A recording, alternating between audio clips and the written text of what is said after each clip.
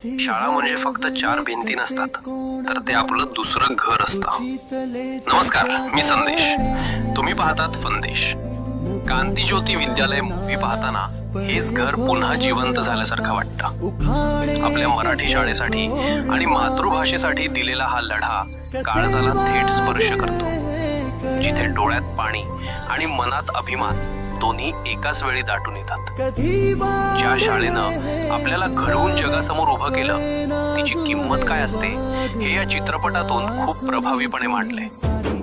प्रत्येक मराठी माणसानं आपल्या मुळांची आणि बालपणाची आठवण म्हणून हा सिनेमा एकदा तरी अनुभवायलाच हवा. शाळेची ती घंटा आणि खरा तो एकची धर्म ही प्रार्थना आजही कानात गोंजते, जी कोणत्याही इंटरनॅशनल स्कूलच्या अँथम मध्ये ऐकू येत नाही.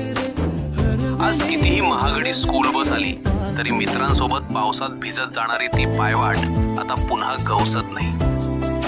इंग्रजी शाळातून करिअर घडत असेलही, पण मनावर जे निखळ बालपण कोरलं गेलंय ते फक्त माझ्या मराठी शाळेतच शक्य होतं. आपली मायबोली जिथे जपली गेली, ती शाळा म्हणजे आपलं दुसरं घर होतं.